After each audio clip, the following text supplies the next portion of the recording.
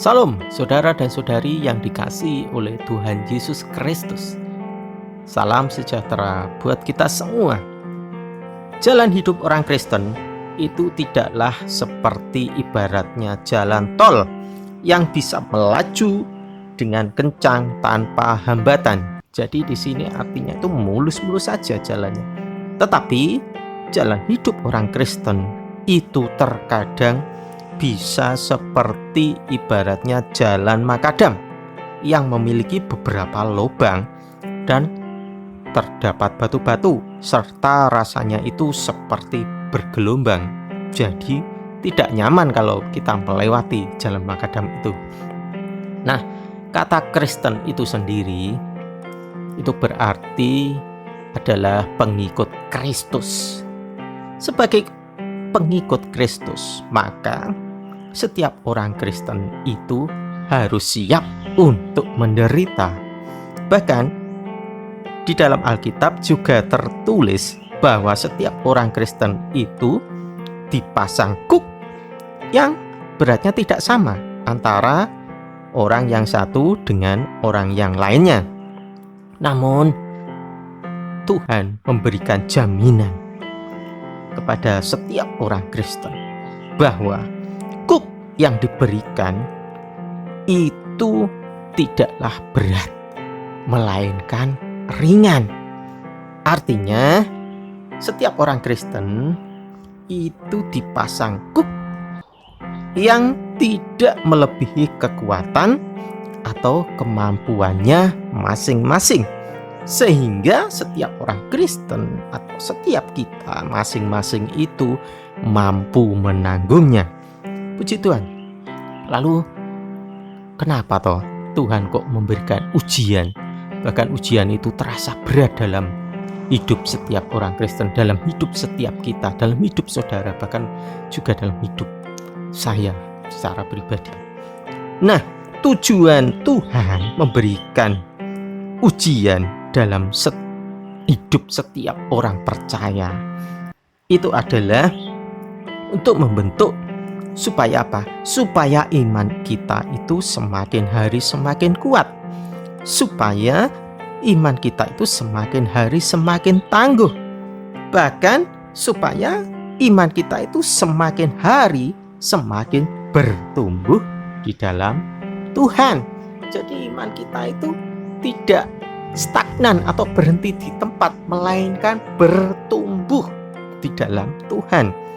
Sehingga ketika kita mengalami cobaan, ketika kita mengalami ujian, bahkan ujian yang terberat sekalipun, kita tidak goyah, iman kita tidak goyah, saudara. Contoh yang ada mengenai ujian ini atau pencobaan itu ada dalam kisah Ayub, seorang Ayub. Kita tahu bahwa Ayub ini adalah seorang yang saleh. Selain itu, Ayub ini juga seorang yang jujur. Ayub juga seorang yang takut akan Tuhan. Bahkan Ayub ini ditulis yaitu adalah seorang yang suka menjauhi kejahatan. Namun suatu waktu, saudara, Ayub ini diizinkan oleh Tuhan untuk mengalami ujian. Bahkan ujian yang dialami oleh Ayub ini ujian yang sangat berat di dalam hidupnya, di mana baik itu rumahnya, baik itu hartanya, baik itu ternaknya, semuanya habis, semuanya hilang. Bahkan anak-anak yang dikasihnya semuanya meninggal.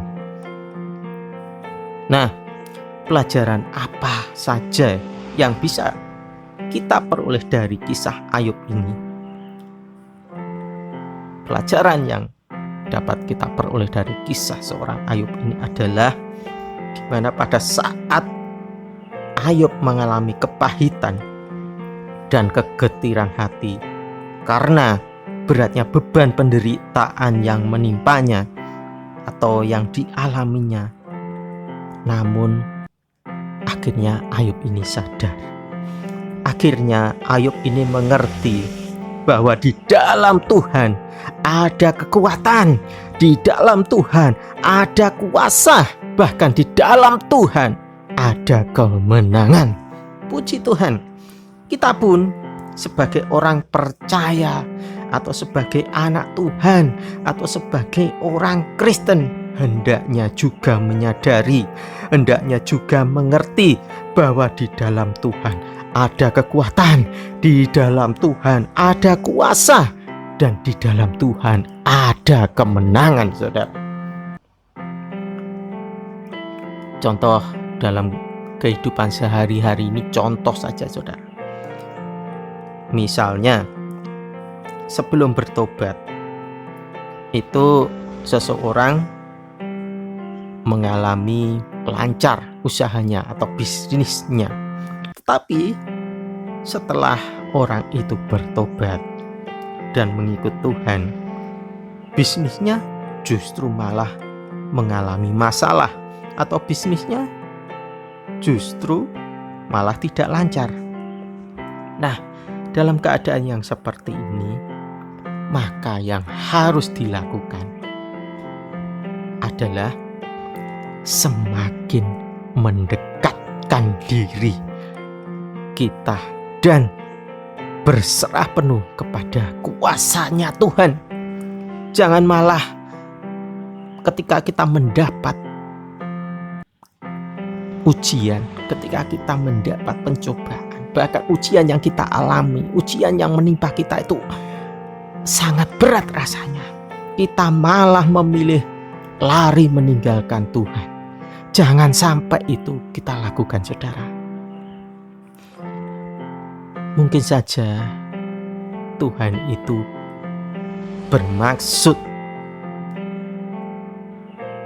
untuk membersihkan hidup kita ini dari hal-hal yang kotor, untuk membersihkan hidup kita ini dari hal-hal yang kurang berkenan di hadapan Tuhan.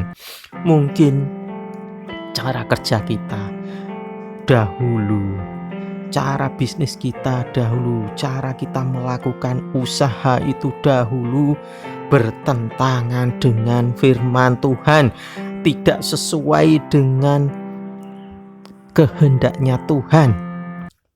Dan sekarang Tuhan itu mau, saudara, supaya kita itu memulainya lagi, saudara, supaya saudara itu memulainya lagi dari nol bersama-sama dengan Tuhan.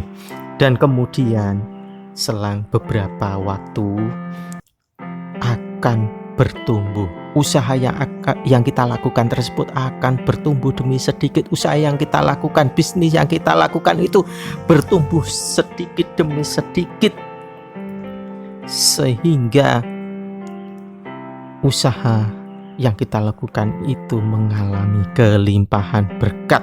Tetapi di sini jalan yang kita lakukan bersama Tuhan itu adalah jalan yang benar. Langkah yang kita lakukan bersama dengan Tuhan itu adalah langkah yang jujur. Bahkan apa yang kita perbuat, apa yang kita lakukan, itu usaha yang kita lakukan, bisnis yang kita lakukan, apapun yang kita kerjakan, pekerjaan apapun yang kita lakukan, itu berkenan di matanya Tuhan. Puji Tuhan. Apabila kita mengalami penderitaan yang berat, mengalami pergumulan hidup yang berat, dan kita mau merendahkan diri kita dan berserah penuh kepada kuasa Tuhan, maka Tuhan akan campur tangan dalam kehidupan kita. Tuhan akan turut campur tangan dalam kehidupan saudara. Dan kalau Tuhan sudah turut campur tangan dalam kehidupan kita, maka segala sesuatu yang tidak beres itu akan diubah oleh Tuhan. Kalau Tuhan turut campur tangan dalam kehidupan saudara, maka segala sesuatu yang tidak beres dalam kehidupan saudara itu akan diubahkan oleh Tuhan menjadi sesuatu yang berguna, yang positif bagi keluarga saudara. Kitab Ayub pasal 12 ayat 13 itu tertulis demikian. Tetapi pada Allah lah hikmat dan kekuatan. Dialah, yaitu Allah, yang mempunyai pertimbangan dan pengertian. Puji Tuhan. Saudara dan saudari yang dikasihi oleh Tuhan Yesus Kristus, apabila kita mau merendahkan diri dan berserah penuh kepada kuasa Tuhan pada saat kita mengalami pergumulan hidup yang berat. Apabila saudara mau merendahkan diri dan berserah penuh kepada Tuhan pada saat saudara mengalami pergumulan hidup yang sangat berat, maka Tuhan Yesus yang adalah sumber hikmat, Tuhan Yesus yang adalah sumber kekuatan, dan Tuhan Yesus yang penuh dengan kuasa itu pasti akan menolong saudara sehingga saudara dapat bertahan dan mampu melewati masa-masa yang sulit itu, masa-masa yang terpuruk sekalipun itu akan Tuhan ubahkan semuanya itu menjadi kemenangan. Semuanya itu menjadi hal yang luar biasa, hal yang tidak mungkin menjadi mungkin. Apa yang menjadi pergumulan hidup, apa yang menjadi permasalahan hidup yang saudara alami saat ini, ketika saudara berserah, merendahkan diri di hadapan Tuhan, Tuhan Yesus pasti mengangkat saudara. Tuhan Yesus pasti mengubahkan kehidupan saudara dan keluarga saudara mulai saat ini dan seterusnya. Puji Tuhan. Kiranya Tuhan Yesus Kristus memberkati kita semua.